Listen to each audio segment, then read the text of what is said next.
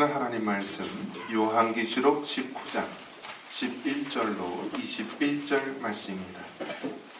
요한계시록 19장 11절로 21절 말씀 제가 봉독하겠습니다. 또 내가 하늘이 열린 것을 보니 보라, 백마와 그것을 탄 자가 있으니 그 이름은 충신과 진실이라. 그가 공의로 심판하며 싸우더라. 그 눈은 불꽃 같고 그 머리에는 많은 관들이 있고 또 이름 쓴 것 하나가 있으니 자기밖에 아는 자가 없고 또 그가 피 뿌린 옷을 입었는데 그 이름은 하나님의 말씀이라 칭하더라. 하늘에 있는 군대들이 희고 깨끗한 세마포 옷을 입고 백마를 타고 그를 따르더라. 그의 입에서 예리한 검이 나오니 그것으로 만국을 치겠고 친히 그것을 철장으로 다스리며 또 친히 하나님 곧 전능하신 이의 맹렬한 진노의 포도주 틀을 밟겠고 그 옷과 그 다리에 이름을 쓴 것이 있으니 만왕의 왕이요 만주의 주라 하였더라. 또 내가 보니 한 천사가 태양 아래 서서 공중에 나는 모든 새를 향하여 큰 음성으로 외쳐 이르되 와서 하나님의 큰 잔치에 모여 왕들의 살과 장군들의 살과 장사들의 살과 말들과 그것을 탄 자들의 살과 자유인들이나 종들이나 작은 자나 큰 자나 모든 자의 살을 먹으라 하더라. 또 내가 보매 그 짐승과 땅의 임금들과 그들의 군대들이 모여 그 말 탄 자와 그의 군대와 더불어 전쟁을 일으키다가 짐승이 잡히고 그 앞에서 표적을 행하던 거짓 선지자도 함께 잡혔으니 이는 짐승의 표를 받고 그의 우상에게 경배하던 자들을 표적으로 미혹하던 자라. 이 둘이 산채로 유황불 붙는 못에 던져지고 그 나머지는 말 탄 자의 입으로부터 나오는 검이 죽음에 모든 새가 그들의 살로 배불리더라. 우리 교회 좋은 교회인 줄 믿습니다. 얼마나 존경받기가 힘든 세상인데 아내한테 존경을 받는다. 너무나 감사한 고백입니다. 한번 따라해 봅니다. 심판주 그리스도.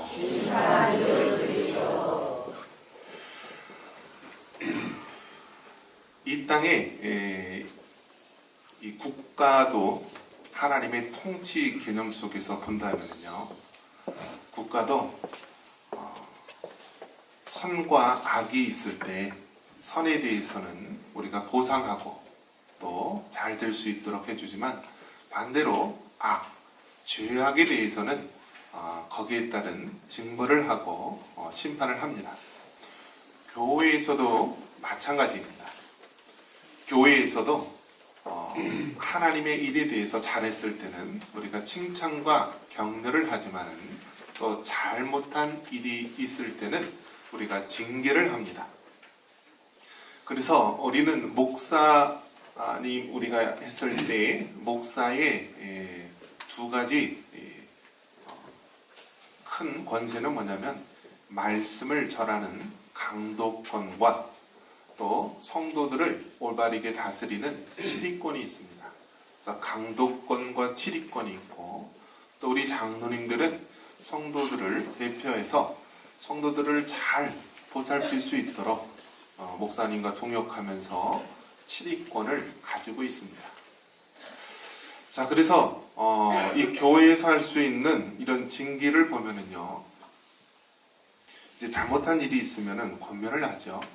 그리고 그래도 안 된다 그러면은요, 여러 가지 징계가 있는데 그 중에 수찬 정지가 있습니다. 수찬 정지는 뭐냐면 성찬식에 참여하지 못하도록 하는 것입니다. 그리고 또 무엇이 있냐면 더 나아가면 출교라는 것이 있습니다. 즉, 이 사람은 기독교 내에서 내쳐졌다. 그러니까 한마디로 구원 받을 자가 아니다라는 그러한 강한 경고입니다. 나라도 보면은요, 국가라는 것도 그 안에서 보면은 다 하나님의 다스리심과 또 통치하심이 있는 것입니다. 잘못된 사람이 있을 때는 거기에 따른 하나님의 심판이 있고요. 또 제재가 있는 것입니다. 자, 여러분, 감옥에 가면은 좋습니까? 안 좋습니까? 좋아요? 안 좋아요? 예, 가보셨나요? 예. 우리가 영화에서 보는 감옥은요, 그거는 현실이 아닙니다. 그래서 사람들이 이 영화에서 보는 감옥 보면은 뭐 개인 침대가 따로 있고 뭐 어느 정도 자유가 있고 안에 독서도 하고 마음껏 즐길 수 있을 것 같지만요, 사실은 좋으면은 감옥에 가려고 하지, 그러니까 힘드니까 감옥인 것입니다.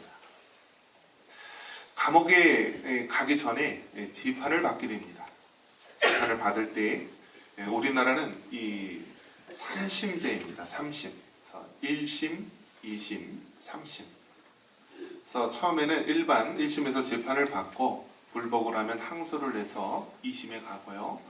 또 불복하면은 이제 이 서류만 올라가서 상고 3심에 이르게 됩니다. 그 재판장이 설 때요, 맨 처음에는 이 경찰서에서 모든 조서를 꾸미게 되고요. 또 이것이 이제 검사한테 가게 됩니다. 그런 검사 앞에서 모든 것들을 다 또 사건에 대한 이야기를 하게 되고요. 그러면서 형이 확정되기 전에 보통 1심당 3개월 정도가 걸리게 됩니다. 그러면은 구치소에서 이 재판, 법원까지 검사의 검치, 또 변호사의 변론, 또 증인 신문, 또 최종적인 재판까지 한 심당 보통 한 4-5번 이상을 재판석에 나오게 됩니다. 재판석에 나오게 되면은요, 요즘에는 뭐 인권이 강조가 돼서 죄수복이 아닌 일반 사복을 입기도 하고, 또 이 재판 때 또 이 수갑을 보여주지 않고 그러는데요. 재판석에 갔을 때는 수갑을 차고 또 포승이란 걸 합니다.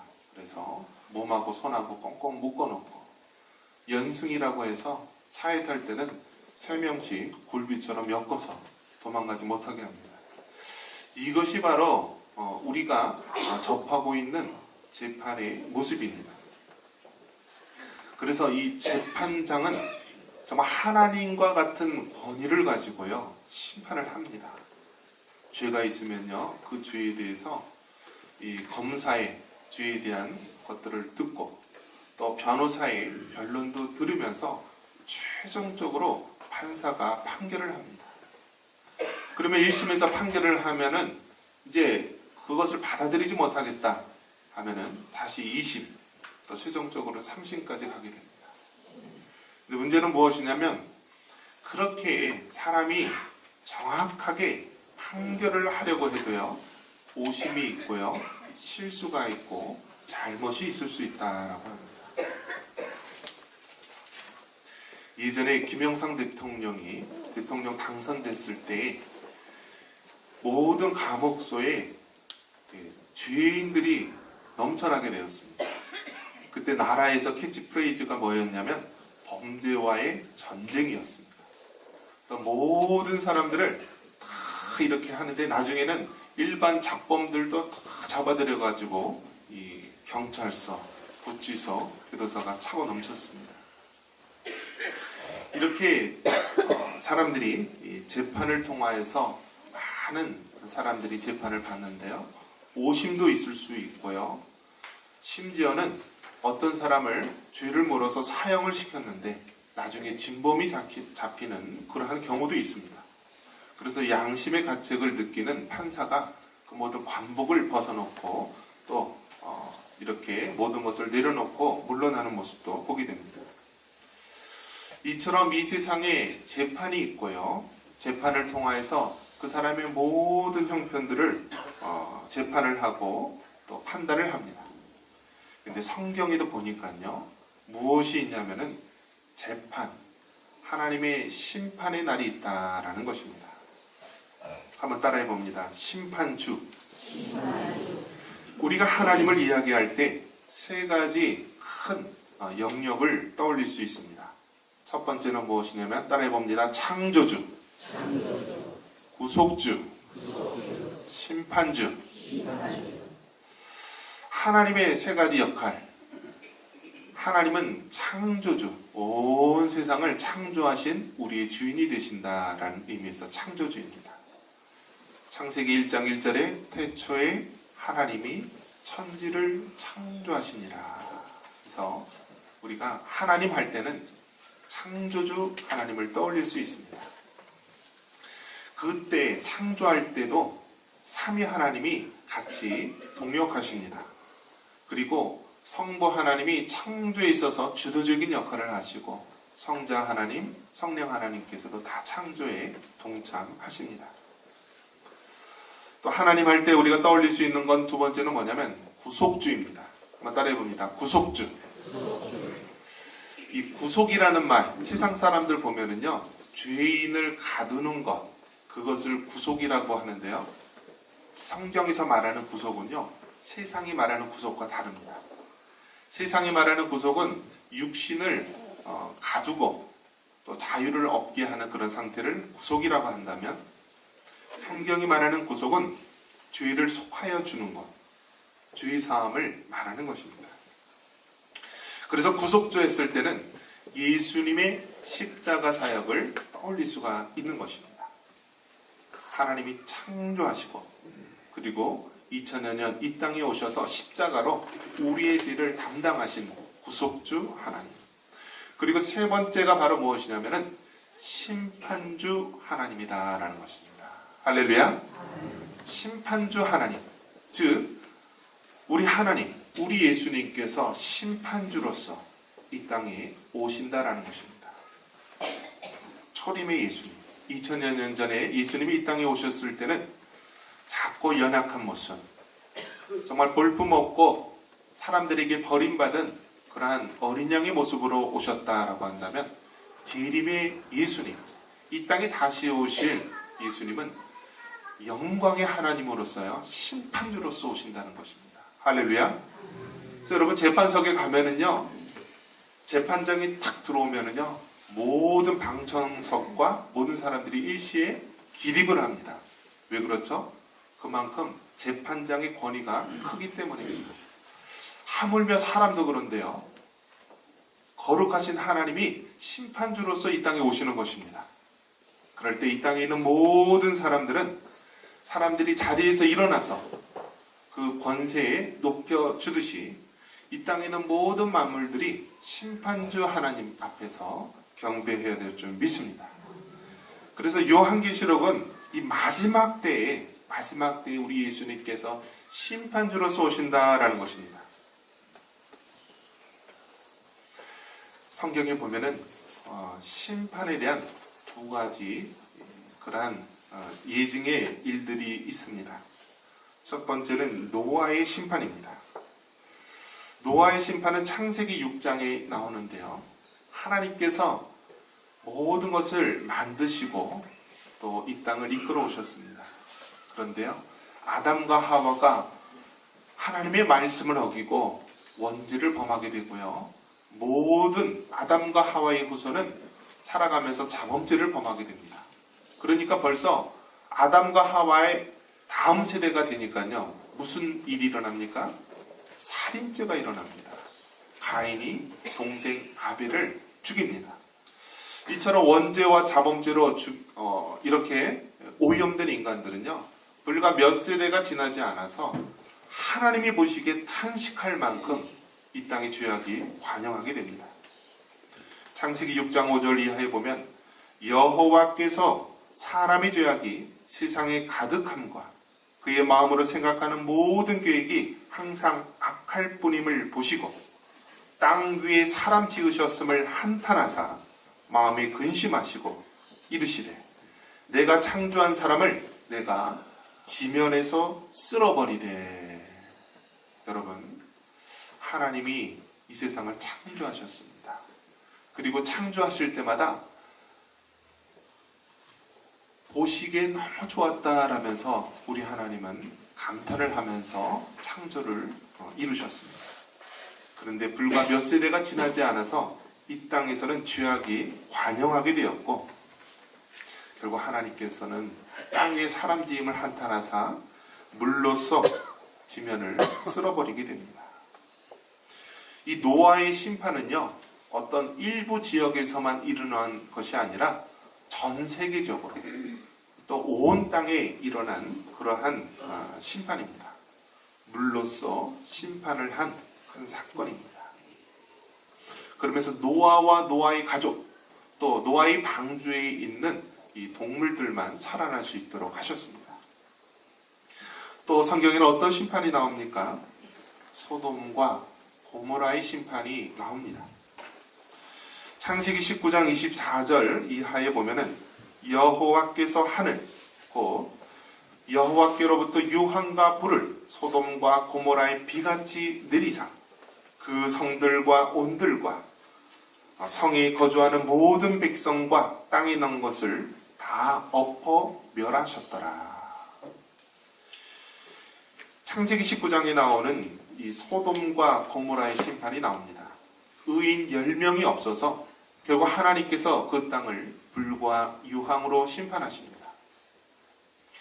그때 보면은 어떠한 일이 일어나면요, 이 천사가 롯의 집에 오게 되는데요, 그때 그 소돔과 고모라에 사는 이 남자들이 그 사람을 끌어내라, 내가 그 사람과 상관하리라 라고 되어 있습니다. 그 상관이라는 것은 남자와 여자의 성적인 관계를 말하는 것으로, 여기서는 남자와 남자, 동성애를 말하는 것입니다. 즉 모든 죄악의 마지막 단계가 무엇이냐면은 동성애입니다. 하나님의 창조 질서를 거스르고 남자가 남자로 더불어 여자가 여자로 더불어서 거스리는 것이 동성애인데요, 바로 소돔과 고모라는 그러한 죄악이 넘쳐났던 것입니다. 그래서 하나님께서는 결국 불과 유황으로 소돔과 고모라를 쓰르셨습니다. 그런데 그 소돔과 고모라의 심판은요, 국부적인 심판, 어느 일부 지역, 소돔과 고모라는 지역의 심판이었습니다. 하나님께서는 마지막 때 심판을 하시겠다고 말씀하시는데요, 그때의 심판은 국부적인 어느 한 지역의 심판이 아니라 온 세상을 심판하십니다. 그래서 지구라고 하는 이 땅도 심판하고요, 우주도 심판을 하게 되고요, 결국 이 땅에 있는 처음 하늘과 처음 땅도 사라지고 또 바다도 사라지고 새 하늘과 새 땅이 오게 되는 것입니다. 여러분, 하나님께서 심판을 하신다라고 했을 때 우리 하나님은 공의의 하나님이십니다. 진리로 심판을 하십니다. 성경에 보면은 모든 사람들이 하나님의 심판대 앞에 선다라고 말합니다. 여러분, 우리 예수님을 믿는 사람도 하나님의 심판대 앞에 설까요, 안 설까요? 우리는 안 선다고 생각하는데요, 서게 됩니다. 그래서 선악간의 심판을 받습니다. 로마서 14장 10절에 네가 어찌하여 네 형제를 비판하느냐, 어찌하여 네 형제를 업신여기느냐, 우리가 다 하나님의 심판대 앞에 서리라. 여러분, 우리가 죄를 지었던 안 지었던, 하나님의 백성이건 아니건 간에 우리는 다 마지막에 하나님의 심판대 앞에 서게 됩니다. 그리고 선악간에 잘한 사람은 잘한 대로 하나님께서 격려하시고 칭찬하시지만, 우리가 잘못된 일이 있을 때는 하나님께서 엄히 꾸짖게 됩니다. 고린도후서 5장 10절에 이는 우리가 다 반드시 그리스도의 심판대 앞에 나타나게 되어 각각 선악간에 그 몸으로 행한 것을 따라 받으려 함이라. 여러분, 하나님의 심판대 앞에 섰을 때 여러분 어떤 모습으로 여러분 하나님 앞에 나가실 것입니까? 마태복음 25장에 보면은 달란트 비유가 나옵니다. 주인이 종에게 5달란트를 맡긴 사람, 2달란트를 맡긴 사람, 1달란트를 맡긴 사람이 나옵니다. 5달란트, 2달란트 받은 사람은 가서 장사를 하여서 또 5달란트를 남기고 또 2달란트를 남겼습니다. 그리고 주인한테 잘하였도다. 착하고 충성된 종아, 내가 적은 일에 충성하였으니 내가 크고 많은 것을 맡긴다고 말씀합니다. 반면에 1달란트 받은 사람은 어떻게 되었습니까? 그것을 가지고 땅에 묻었습니다. 그리고 주인이 왔을 때 어떠한 책망을 듣습니까? 악하고 게으른 종아라면서 하나님의 주인의 심판을 받게 됩니다. 그러면서 이 무익한 종을 바깥 어두운 데에 내어 쫓아내어 거기서 울며 슬피 울며 이를 갈리라 라고 말합니다. 여러분, 하나님의 심판대 앞에서 우리는 부끄러움이 없어야 합니다. 저는 가끔 이런 생각을 합니다. 저는 몇 달란트를 받은 사람일까? 5달란트 받은 자인가? 2달란트 받은 자인가? 1달란트 받은 자인가? 근데 저는 아무래도 뛰어난 능력이 없는 것 같고 2달란트라고 생각합니다. 1달란트 받은 자처럼 심판을 받아서는 안 되고 2달란트 받은 것을 하나님을 위해서 정말 사용받기를 간절히 원합니다. 제가 여러분하고 목회할 수 있는 시간이 얼마나 있을까 보면 현재 만 70세 우리가 정년을 두는데요. 한 20여 년밖에 남지 않았더라고요. 어느덧 6년이라는 시간이 훌쩍 지나갔습니다. 주를 위해 일할 수 있는 시간이 이토록 짧은데 여러분, 우리가 정말 하나님 앞에서 부끄러움 없는 모습으로 우리가 서야 합니다. 2017년도 한 해도 이제 다 지나갔습니다. 하나님 그리스도의 심판대 앞에 섰을 때 여러분 어떤 모습으로 서시겠습니까? 이 악하고 게으른 종아 라면서 질책을 받으실 겁니까? 아니면 착하고 충성된 종아라고 칭찬을 받겠습니까? 우리가 하나님의 심판대 앞에서 부끄러움 없이 살아갈 수 있는 우리 모두가 되기를 주님의 이름으로 축원합니다.